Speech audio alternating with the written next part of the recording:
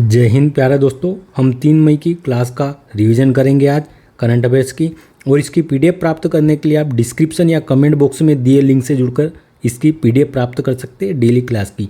पहला प्रश्न है, चीन के चंद्र मिशन चांग-ई 6 पर लॉन्च होने वाले पहले लूनर मिशन iCube-Q का संबंध किससे है? तो पाकिस्तान से संबंध है इसका। चांग-ई 6 यह मिशन भेज रहा है चीन, और कहाँ पर भेजेगा? ये चंद्रमा पर भेजा जाएगा। लूनर मिशन है एक, और यह चांद से मिट्टी चट्टान के कुछ नमूने लाएगा इकट्ठा करके, और बाद में इनका परीक्षण किया जाएगा इनके द्वारा। चांद की सतह पर जो फोटो खींचने के लिए एक उपकरण भेजा गया है उसका नाम है iCube-Q, और यह किसका है? पाकिस्तान का है, और यह पाकिस्तान पहली बार भेज रहा है चंद्रमा पर। तो इसका संबंध तो चीन से, लेकिन जो अपना उपकरण है iCube-Q इसका संबंध किससे? पाकिस्तान से, जो चीन के द्वारा भेजा जाएगा। और इसमें रॉकेट कौन सा प्रयोग होगा? लॉन्ग मार्च 5 रॉकेट प्रयुक्त होगा चीन का। चंद्रमा से संबंधित कुछ महत्वपूर्ण फैक्ट देखते हैं। साउथ पोल पर लैंड करने वाला पहला देश कौन सा है विश्व का? तो यह इंडिया है। भारत ने अभी हाल ही में 14 जुलाई को चंद्रयान 3 लॉन्च किया था, जो कि LVM-3 M4 रॉकेट से लॉन्च हुआ था। LVM-3 M4 रॉकेट से लॉन्च किया गया, जो 23 अगस्त को कहाँ पर पहुंचा? चंद्रमा के दक्षिणी ध्रुव पर सॉफ्ट लैंडिंग करने में सफल रहा, और जिस पॉइंट पर लैंडिंग की उसे शिव शक्ति पॉइंट कहते हैं। और जिस दिन साउथ पोल पर लैंडिंग की चंद्रयान 3 ने 23 अगस्त को, उस दिन राष्ट्रीय अंतरिक्ष दिवस के रूप में घोषित किया गया। पहला निजी लैंडर कौन है चंद्रमा पर उतरने वाला? तो वह उड़ीसा से, और यह इंटीएटिव कंपनी का है, जो USA की कंपनी है। कदम पहला किस व्यक्ति ने रखा था चंद्रमा पर? तो वह रखा था नील आर्मस्ट्रॉन्ग के द्वारा। 20 जुलाई 1969 को इन्होंने अपना कदम रखा था, अर्थात ये चांद पर पहुंचे थे। इसलिए 20 जुलाई को हम इंटरनेशनल मून डे मनाते।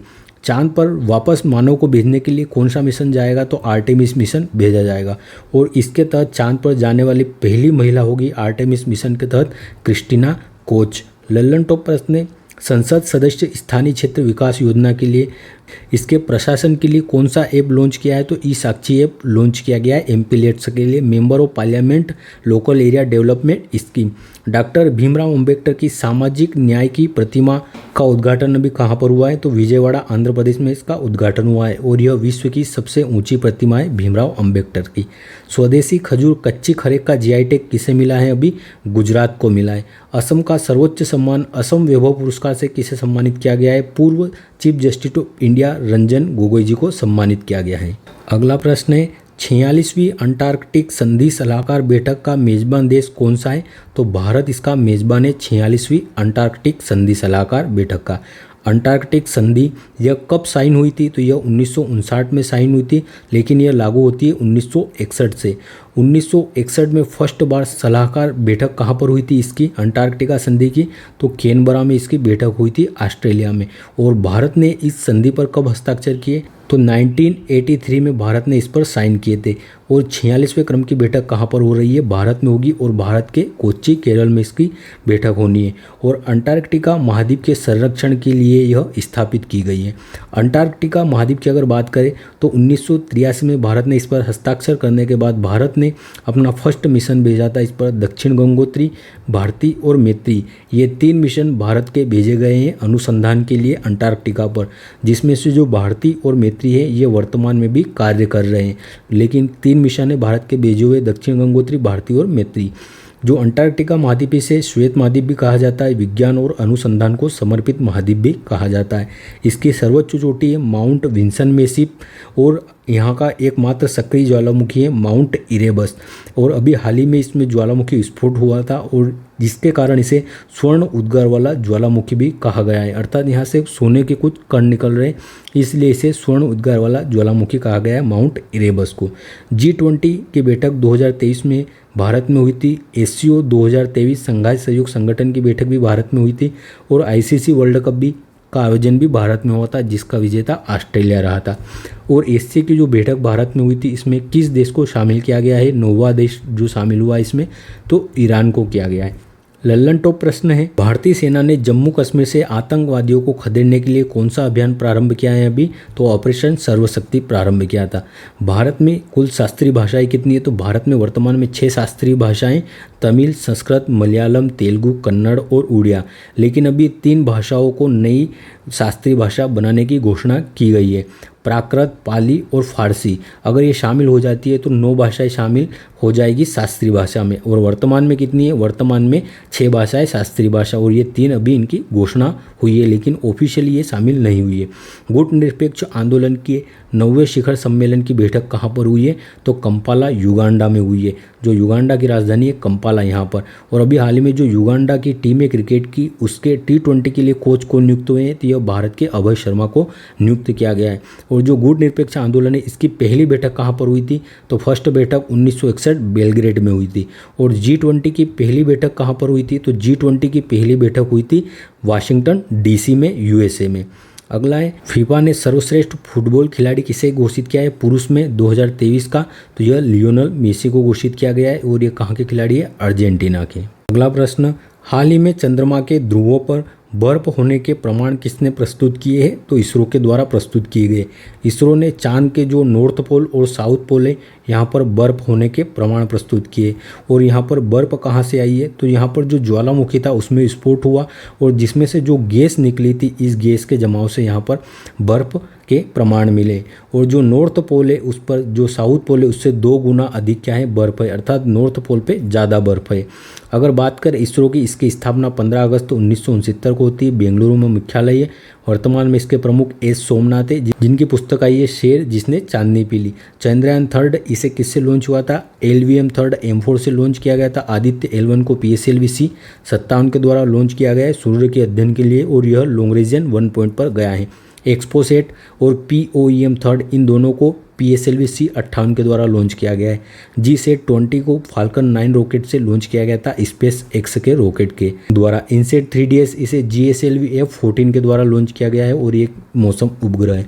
लल्लन टॉप प्रश्न है, ग्लोबल फायर पावर इंडेक्स में भारत का कौन सा स्थान है? चौथा है। शेयर मार्केट में भी भारत का चौथा स्थान है। राष्ट्रीय स्टार्टअप दिवस कब मनाया जाता है? 16 जनवरी को।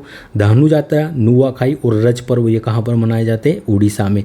और उड़ीसा में ही सिमलीपाल राष्ट्रीय उद्यान स्थित है। और ओलिव रिजले कछुए भी कहाँ पर आते हैं? तो यह उड़ीसा के भितरकनिका पे आते हैं। नीति आयोग के द्वारा बहुआयामी गरीबी रिपोर्ट के अनुसार अभी हाल ही में सर्वाधिक गरीबी में कमी कहाँ पर आई है? तो उत्तर प्रदेश में आई है। कौन रिपोर्ट जारी करता है? बहुआयामी गरीबी रिपोर्ट नीति आयोग। और जो विश्व में बहुआयामी गरीबी रिपोर्ट है वो कौन जारी करता है विश्व लेवल पे? तो वह UNDP जारी करता है, यूनाइटेड नेशन डेवलपमेंट प्रोग्राम। अगला प्रश्न है, पहले गल्फ यूथ गेम्स 2024 में पदक तालिका में शीर्ष स्थान किसने हासिल किया है? UAE के द्वारा किया गया है। पहली बार हुए हैं gulf youth games 2024। Gulf youth game 2024 इसमें फर्स्ट स्थान पर कौन रहा है? तो फर्स्ट स्थान पर UAE रहा है। और इसका होस्ट भी कौन था? तो होस्ट भी इसका UAE था। इस पॉइंट टेबल में फर्स्ट स्थान पर UAE रहा है, जिसने 296 पदक जीते, और दूसरे स्थान पर सऊदी अरेबिका रहा है। अगर बात करें तो आपको पहले स्थान याद रखना UAE का। अभी हाल ही में दुबई में बाढ़ आई है, जिसका कारण क्या था? तो कृत्रिम वर्षा थी। और कृत्रिम वर्षा में किसका प्रयोग होता है? AGL का प्रयोग होता है, सिल्वर आयोडाइड का। और ICC का जो मुख्यालय है, हेडक्वार्टर, वो भी कहाँ है? दुबई में ही है। COP 28 इसका आयोजन कहाँ पर हुआ है? UAE में हुआ है। अबू धाबी इसकी राजधानी है UAE की, और दिरहम यहाँ की मुद्रा है। अगर कुछ खेलों की बात करें तो 37वें नेशनल गेम, राष्ट्रीय गेम का आयोजन कहाँ पर हुआ है? गोवा में हुआ है। मोगा इसका शुभंकर था, और फर्स्ट स्थान पर इसमें महाराष्ट्र रहा था। और जो अगले गेम है ये कहाँ पर होने वाले? 38वें नंबर के, तो यह उत्तराखंड में होंगे। अगर देखें खेलो इंडिया यूथ गेम, इसका यह 6ठा संस्करण था इस बार। इसका आयोजन तमिलनाडु में हुआ था। वीर मंगा इसका शुभंकर था, और फर्स्ट स्थान पर महाराष्ट्र रहा था इसमें। जो खेलो इंडिया पैरा गेम्स है, इनका आयोजन पहली बार हुआ है, और पहली बार इनका आयोजन कहाँ पर? नई दिल्ली में हुआ है। उज्ज्वला इनका शुभंकर था, और पहले स्थान पर इसमें हरियाणा रहा है। अगला है, जो मल्टी स्पोर्ट्स बीच गेम है, यह पहली बार आयोजित हुए भारत में, और ये कहाँ पर आयोजित हुए? दीव में। और इसमें पहले स्थान पर रहने वाला राज्य था मध्य प्रदेश। खेलो इंडिया यूनिवर्सिटी गेम का आयोजन कहाँ पर हुआ है इस बार? तो यह नॉर्थ ईस्ट इंडिया में गुवाहाटी से प्रारंभ हुए थे, असम से, और चौथे क्रम के यह खेल थे खेलो इंडिया यूनिवर्सिटी गेम। इसका शुभंकर अष्टलक्ष्मी था, और इसमें फर्स्ट स्थान पर रही है चंडीगढ़ यूनिवर्सिटी। लल्लन टॉप प्रश्न है, अंतर्राष्ट्रीय ऊंट महोत्सव का आयोजन कहाँ पर हुआ है? बीकानेर राजस्थान में हुआ है। और उस्ता कला ये ऊँटों पर बनाई जाने वाली चित्रकारी है, और इसका GI टैग भी बीकानेर को मिला है। मकर संक्रांति पर मकर विलक्कू उत्सव कहाँ पर मनाया जाता है? तो यह सबरीमाला मंदिर केरल में मनाया जाता है। भारत के पहले और एशिया के 5वें डार्क स्काई पार्क की मान्यता किसे मिली है? पेंच राष्ट्रीय उद्यान को मिली है। यह महाराष्ट्र और मध्य प्रदेश की सीमा पर स्थित है। UAE ने किसे अंतर्राष्ट्रीय खेल व्यक्तित्व पुरस्कार 2023 से सम्मानित किया है। तो जो फीफा के प्रमुख है वर्तमान में इन्फेंटिनो साहब, इनको दिया गया है यूएई के द्वारा अंतर्राष्ट्रीय खेल व्यक्तित्व पुरस्कार। अगला प्रश्न है, हाल ही में 176वीं जयंती पर राजा रवि वर्मा की प्रतिष्ठित पेंटिंग इंदुलेखा के वास्तविक प्रति का अनावरण कहाँ पर हुआ है? तो केरल में वास्तविक प्रति का अनावरण हुआ है हाल ही में। राजा रवि वर्मा 29 अप्रैल को इनकी जयंती मनाई गई थी 176वें क्रम की, और यह एक चित्रकार थे। इनकी एक पेंटिंग है इंदुलेखा, जो इनकी वास्तविक प्रति है, उनका अभी हाल ही में अनावरण किया गया है। उस प्रति का कहाँ पर? केरल के त्रावणकोर में, जहाँ पर यह रहते थे। यह केरल के त्रावणकोर रियासत से संबंधित थे, और जो किलीमन्नूर पेले से यहाँ पर इसका अनावरण किया गया है। और जो बुध ग्रह है, वहाँ पर एक क्रेटर खोजा गया था अभी कुछ दिन पहले बुध ग्रह पर, उसका नाम भी इनके सम्मान में रखा गया था, राजा रवि वर्मा की। जो भारत माता की पेंटिंग है वह किसके द्वारा बनाई गई थी? तो भारत माता की पेंटिंग अविंद्रनाथ टैगोर के द्वारा बनाई गई थी। लल्लन टॉप प्रश्न है, भारत और जापान के तटरक्षक बलों के मध्य अभी हाल ही में सहयोग काईजन अभ्यास कहाँ पर हुआ है? चेन्नई में हुआ है। प्रधानमंत्री ने सबसे लंबे समुद्री पुल अटल सेतु का उद्घाटन अभी हाल ही में कहाँ पर किया है? तो यह महाराष्ट्र में किया गया है, जो मुंबई को नई मुंबई से जोड़ेगा, और 21.8 किलोमीटर इसकी लंबाई है कुल। नौसेना का बहुराष्ट्रीय अभ्यास मिलन 24 कहाँ पर आयोजित हुआ है? तो यह विशाखापट्टनम में आयोजित हुआ है।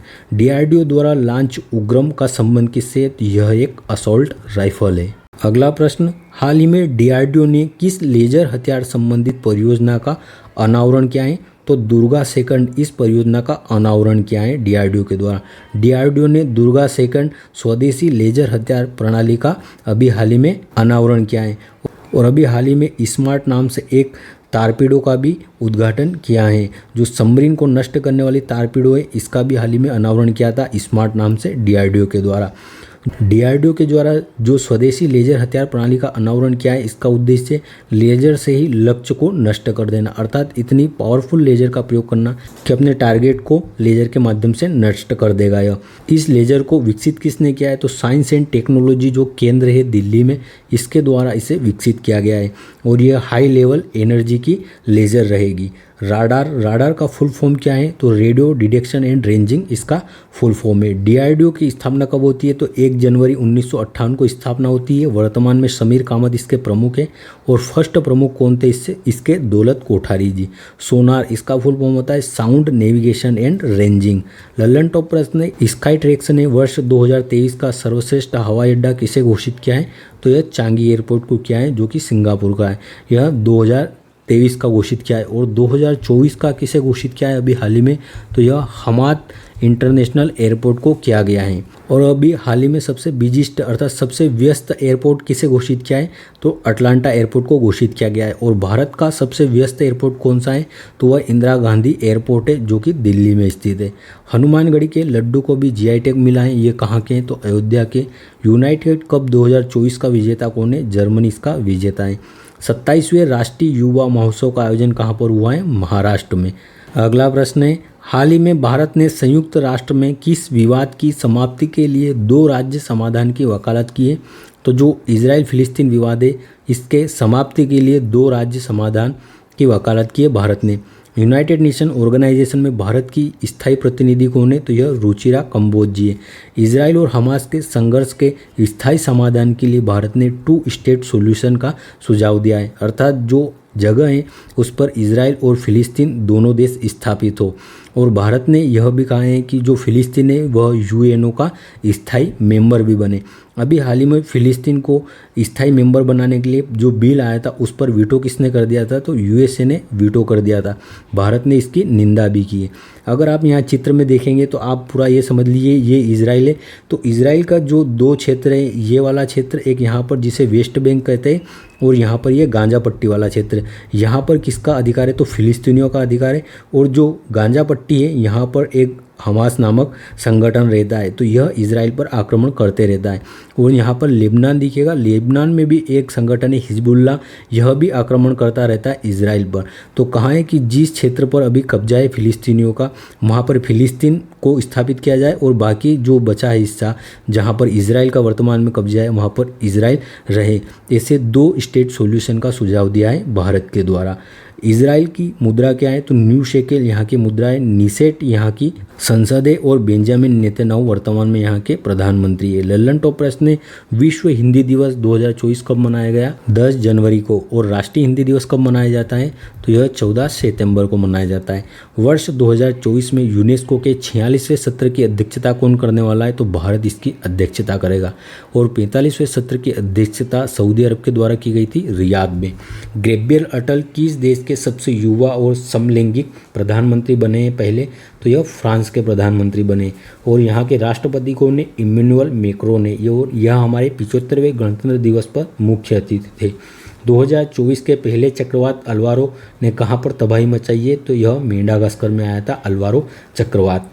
अगला प्रश्न, हाल ही में भारतीय सेना और पुनीत बालन समूह ने संविधान पार्क कहाँ पर विकसित किया है? पुणे महाराष्ट्र में किया है। इंडियन आर्मी और पुनीत बालन समूह द्वारा संविधान पार्क विकसित किया गया है पुणे महाराष्ट्र में। और इसमें जो फंडामेंटल राइट है, हमारे कर्तव्य है, उस पर बल दिया गया है। फंडामेंटल राइट का कहाँ पर उल्लेख है? तो भाग 4A में इनका उल्लेख है, आर्टिकल 51A के अंतर्गत। और ये किस देश से लिए हैं हमने? तो रूस के संविधान से लिए हैं और सरदार स्वर्ण सिंह समिति की अनुशंसा पर अपनाए गए। इसके लिए 42वां कॉन्स्टिट्यूशन अमेंडमेंट हुआ था और जिसके तहत 10 मूल कर्तव्यों को जोड़ा गया था संविधान में। लेकिन वर्तमान में हमारे 11 मूल कर्तव्य है और 11वां मूल कर्तव्य जो है हमारा, वह 86वें संविधान संशोधन 2002 द्वारा जोड़ा गया था, जो शिक्षा से संबंधित है। 51A के में इसे शामिल किया गया था। लल्लन टॉप प्रश्न, प्रस्तावना को कब प्रस्तुत किया था विधानसभा में? तो 13 दिसंबर 1946 को प्रस्तुत किया गया था इसे। और इसे स्वीकार कब किया गया? तो 22 जनवरी 1947 को इसे स्वीकार कर लिया था। यह इम्पोर्टेंट है। और इसे पेश किसने किया था प्रस्तावना को? तो जवाहरलाल नेहरू के द्वारा पेश किया गया था। संविधान का अंग है प्रस्तावना, यह सुप्रीम कोर्ट ने किस केस में कहा था? केशवानंद भारतीवाद में कहा था। और प्रस्तावना में संशोधन एक बार हुआ है 42वें संविधान संशोधन द्वारा 1976 में। और 3 शब्द जोड़े गए थे, समाजवाद, पंथ निरपेक्षता और अखंडता। लल्लन टॉप प्रश्न है, आदि केकिर और वांचो लकड़ी के शिल्प को जीआई टैग अभी हाल ही में मिला है, किस राज्य के? अरुणाचल प्रदेश के। पीएम मोदी पर अपमानजनक टिप्पणी के बाद किस देश के 3 मंत्रियों को अभी हाल ही में निलंबित कर दिया गया था? मालदीव के। आईपीएस रश्मि शुक्ला जी पहली महिला पुलिस महानिदेशक नियुक्त हुई है, किस राज्य की? महाराष्ट्र की। देश में पहली बार मल्टी स्पोर्ट्स गेम्स का आयोजन कहाँ पर हुआ है? दीव में हुआ है। और इसमें फर्स्ट स्थान पर कौन सा राज्य रहा था? मध्य प्रदेश रहा था। अगला प्रश्न है, हाल ही में आधिकारिक तौर पर भारत के 84वें ग्रैंड मास्टर का खिताब किसे मिला है? यह वैशाली रमेश बाबू को मिला है 84वें ग्रैंड मास्टर का खिताब। नवीनतम ग्रैंड मास्टर है यह वैशाली रमेश बाबू और यह 84वें नंबर की है। खोनेरू हम्पी, ये इनका संबंध भी किससे है? तो यह भी शतरंज से संबंधित है। और विजय लक्ष्मी पहली महिला ग्रैंड मास्टर थी भारत की। 2024 में इन्हें अभी हाल ही में अर्जुन अवार्ड भी दिया गया है। किन्हें? वैशाली आर रमेश बाबू को। कितने व्यक्तित्व को दिया गया है अर्जुन अवार्ड इस वर्ष? तो 26 व्यक्तित्व को दिया गया है। और इसकी स्थापना कब होती है? 1961 में। और इसकी इनामी राशि कितनी है? 15 लाख रुपए इसकी इनामी राशि है अर्जुन पुरस्कार की। कैंडिडेट शतरंज चैंपियनशिप जीतने वाले सबसे युवा कौन बने अभी हाल ही में? तो डी गुगेश के द्वारा इसे जीता गया है कैंडिडेट शतरंज चैंपियनशिप को। हिम तेंदुओं को राष्ट्रपति किस देश ने घोषित किया है? किर्गिस्तान के द्वारा घोषित किया गया है। और भारत के किस यूटी का यह राजकीय पशु भी है? तो यह लद्दाख का है। G-20 को अभी हाल ही में किसके द्वारा लॉन्च किया गया है? फाल्कन 9 के द्वारा लॉन्च किया गया है स्पेस एक्स के रॉकेट से। MS स्वामीनाथन पुरस्कार से भी किसे सम्मानित किया गया है? BR कंबोज को सम्मानित किया गया है। भारत और UAE के मध्य अभी हाल ही में डेजर्ट साइक्लोन अभ्यास 2024 कहाँ पर आयोजित हुआ था? तो यह पोखरण राजस्थान में आयोजित हुआ था।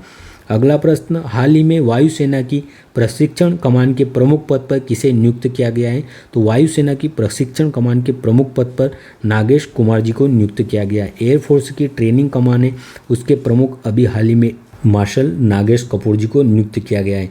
दिनेश कुमार त्रिपाठी जी अभी हाल ही में यह नेवी के प्रमुख बनने वाले हैं अगले।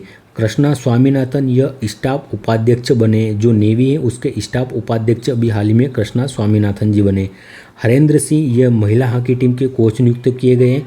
एयरफोर्स के प्रमुख कौन है? विवेक राम चौधरी जी है। और आर्मी के मनोज पांडे जी है। अभी हाल ही में एक पुस्तक आई थी 4 स्टार ऑफ डेस्टिनी, यह किसकी है? तो यह मनोज मुकुंद नरवाने जी की है, जो हमारे पहले आर्मी के प्रमुख थे। लल्लन टॉप प्रश्न है, एक्सपोसेट को किसके द्वारा लॉन्च किया गया? PSLV C58 के द्वारा। अर्धसैनिक बलों के लिए आधिकारिक संचार और दस्तावेज को साझा करने के लिए कौन सा ऐप विकसित किया गया है? Sends app.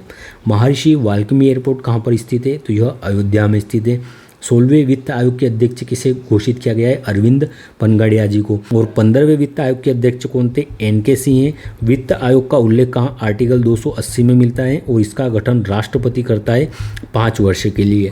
11वां प्रश्न है, सुप्रीम कोर्ट ने अंडाशय खोपड़ी कानूनी नियम के आवेदन को किया खारिज। अर्थात अंडाशय खोपड़ी अर्थात क्या समझ सकते हो कि कोई भी डॉक्टर ऑपरेशन करते हो और वो पेट में कुछ भी कैंची या कोई भी वस्तु, कपड़ा या कुछ भी छोड़ देते, तो उसके लिए भी एक याचिका लगाई गई थी कि इस पर केस किया जाए या उस पर मुआवजा दिलाया जाए। तो इसको खारिज कर दिया है, इस जो आवेदन हुआ था इस आवेदन को खारिज कर दिया है सुप्रीम कोर्ट ने। अब हम कल के प्रश्नों का रिवीजन कर लेते हैं। और अगर आपको यह सीरीज अच्छी लगी हो रिवीजन की तो कृपया चैनल को सब्सक्राइब अवश्य करें। और इसकी PDF प्राप्त करने के लिए आप ग्रुप से जरूर जुड़े, डिस्क्रिप्शन में लिंक दिया है। अगला है, हाल ही में टाइम की वैश्विक एडटेक रैंकिंग 2024 में किसने शीर्ष स्थान मिला है? तो एडटेक कंपनी कौन सी एजुकेशन के क्षेत्र में? यह एमिरेटस है। हाल ही में IQAir के अनुसार दुनिया का सबसे प्रदूषित शहर कौन सा है? तो यह काठमांडू है। भारत सरकार को किस देश कांके सुरई बंदरगाह परियोजना के नवीनीकरण का अधिकार प्राप्त हुआ? यह कहाँ का बंदरगाह है? श्रीलंका का।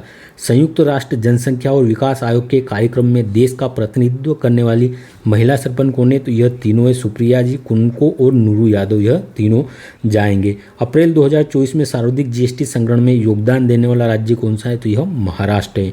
DRDO ने लंबी दूरी की स्मार्ट पनडुब्बी रोधी मिसाइल का सफल परीक्षण कहाँ किया है? तो इसका सफल परीक्षण उड़ीसा में हुआ है। राष्ट्रीय महिला हॉकी लीग 2024 कहाँ पर प्रारंभ हुई है? झारखंड, रांची में। नौसेना स्टाफ के उपाध्यक्ष पद पर कौन नियुक्त हुआ है? तभी देखा था कृष्णा स्वामीनाथन जी। 16वीं TCS वर्ल्ड 10 के बेंगलुरु मैराथन में पुरुष और महिला वर्गों का खिताब किसने जीता है? केन्या के द्वारा। IPL के इतिहास में सर्वाधिक 150 मैचों में जीत हासिल करने का रिकॉर्ड बनाने वाले पहले खिलाड़ी कौन बने? तो यह है महेंद्र सिंह धोनी। धन्यवाद, जय हिंद। मिलते हैं जल्द ही अगले वीडियो में।